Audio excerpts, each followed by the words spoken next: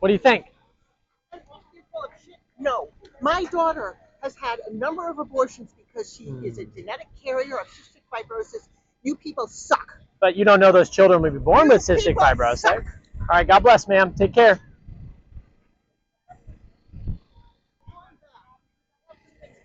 Oh, Okay, number one. yes, ma'am. My daughter, who has had 3 abortions, Understand. has 4 children. Okay, praise the Lord. Not one of them. Okay, I'm Jewish. Okay. I have my own belief in God. Let me be clear about that. That's a second point. Okay. Your belief in what abolition is and what abortion is Yes, ma'am. does not square with the Jewish view. So you are imposing your religious beliefs on me. Now I'm sharing. I'm To be fair, it's a public sphere, and I'm able to share, you right? can share as much as you want, but you and the people who overturned Roe v. Wade and the people who are preventing women from having abortions, yes, you are imposing, and yes, that is imposition of religion on state, and it is imposing Christian beliefs on my Judaism. Now, I'm used to Christians doing that. Christianity as a whole basically appropriated all of Judaism. Thank you very much. We love it. Look, Jesus was a Jew. I agree. Jesus and was he came. a Jew. He was a righteous branch of David and of Jesse, and came into the world to save sinners. I mean, that's your belief, not mine. Not rabbinic Judaism. Does it change if it's true or not if we believe in it? Because if there's no Mashiach, right, the temple's gone. So if it wasn't Jesus, then who's the Messiah? Okay, let's set that aside then. You attacked my religion, so that's why I brought it up. I am not attacking but we're good. We're good. I'm saying that from my standpoint, yes, ma'am. Christianity took over Judaism. I understand. And that's a problem for me. I understand. It's been a problem for my people since Christianity has persecuted my people for 2,000 years. So I take this very serious. Number one. Okay. Number two, my daughter has 4 children. Not one of those children would be alive now if her first child had not been aborted. My 13-year-old. Why is that? Because she wouldn't have been taking care of that child. Because she could not have had another one. Okay. Because it affects the children that come next. So when you talk about this, what you're also doing is you're talking about children who are now alive who otherwise wouldn't be.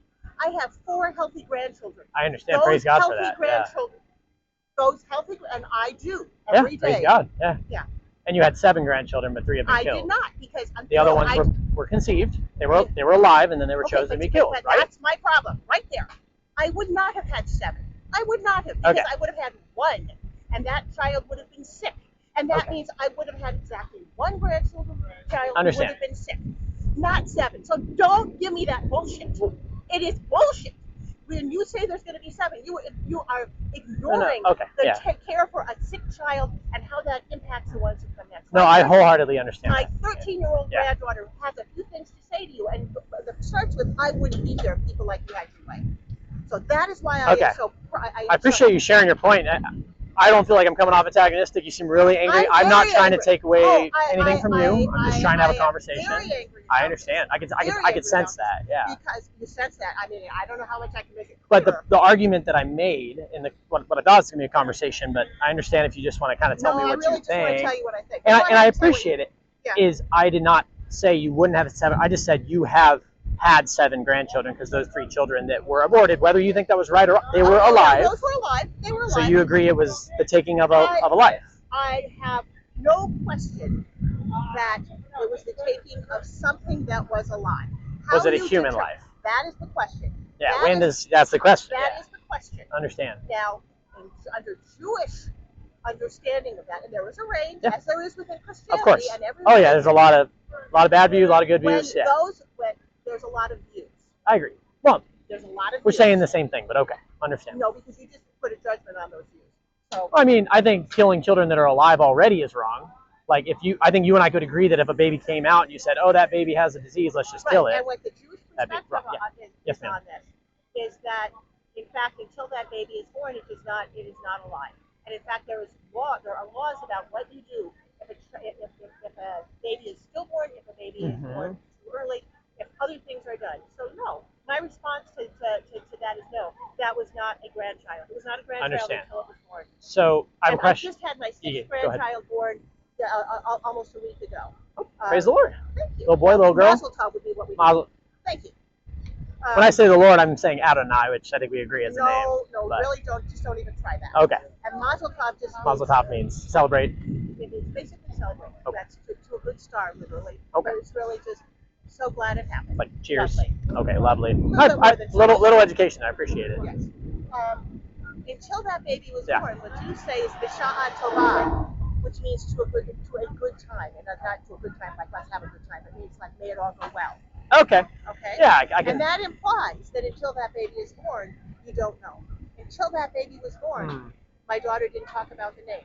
Until that baby was born, my daughter didn't set up a crib. Until that baby was born, and so on. Okay. It's a very different perspective. So where, and I'm honestly like, no, I know that stance comes from Judaism. Yeah. This is now a conversation. And I appreciate you letting me engage in it, right? But you say Judaism, right? Judaism. Judaism. Yes. Sorry, forgive me. Who's made that call? Where in Scripture does it? One second, sir.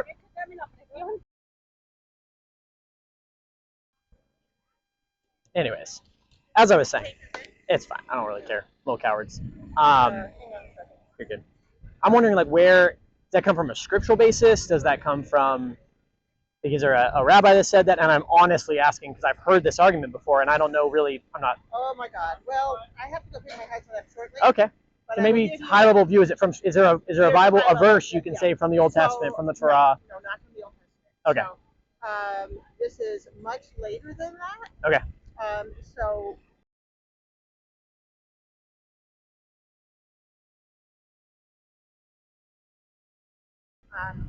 So within that, there is, I don't believe, any branch of Judaism that completely says no abortion whatsoever. Goes to this extent. Yeah. Typically, it ranges from when, basically 3 to 4 months out to when it's born, depending on how you think about it. Yeah. And that's because an actual abortion, can happen up to the point that you feel the baby will start moving, because at that point it's like there's something there. Okay. Or to the point where, but it's not human until it's actually born. Okay. So there's a range. Can I ask a question there? Are you saying it's not human, or are you saying it's not alive? Because it is human DNA. It's not a dog, right? It's human, but you're just saying it's not yet a being. It is no longer. The mystical way to think about it, it doesn't have a soul. It's not a being, basically. It's not a being. Okay. Yeah. But it's still human, like scientifically. Well, it's not dog. It's not cat. It's 26 chromosomes. Human DNA, but I mean, here I would say that's not the question. The question isn't what's the DNA. It's if it has a soul. It's how do you think about this? The second thing is that Judaism always says, regardless, across the board, there is no debate on this. The mother is life, always takes precedent over the child. Always. So, and that can mean a lot of things. And one of the reasons I'm so angry about what you're doing is because what we've seen in this country over the last year or so since Roe v. Wade is that has absolutely not been the case, and women have died as a result of that not being the case. Okay. So women have, I'd be interested to see statistics on that, because abortion rates have gone up and maternal deaths due to abortion not increased. Like, there are more abortions last year than there were this year, and not a bunch of women are laying in the street dead. It's because they were able to get the pills and take them in their home safely without any laws against it. Right? There's not a single state in this country. I'm talking about women who are in a position where if you're talking about later term. Talking about later term, where the mother's life is in danger for one reason or another, and doctors have made a choice. They're like, we don't know what to do because the law. That to me is what we would call a shanda, which means a disgrace, a terrible thing. So, what kind of medical situation arises that requires a late-term baby to be injected with poison and then pulled out limb by limb? Like, what kind of, like preeclampsia? That kind of thing, or diabetes? For example, diabetes. Okay. There are all kinds of life-threatening. I mean, I am not an obstetrician, and honestly, I don't keep the details. But I know that at the point that what I understand, and I mean, I've got to tell you, my daughter's abortions were wrenching. These were wanted children. Yeah. Or however you want to define it. They were wanted. I think that was correct how you said it. Yeah. It doesn't I think they're wanted children, and modern day technology gave you information that we as humans were not designed to have, and you made a decision rather than trusting God with the outcome. I think that's what happens. So great.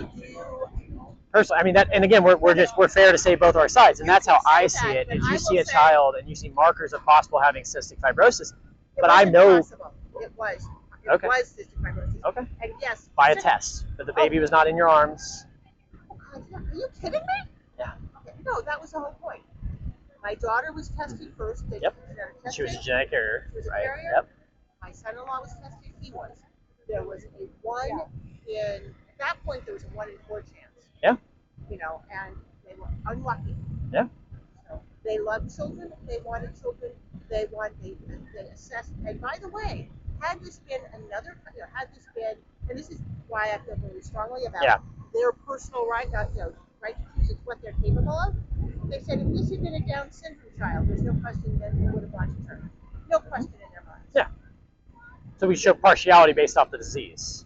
Based on their judgment of the possibility of their wanted child suffering and having a terrible life. They felt that with a Down syndrome child, that child was something that might make their lives harder. Yeah. But they signed on for that. Understand. What they had not signed on for and did not want was to bring forth a child into this world that was going to have an ugly, unpleasant life.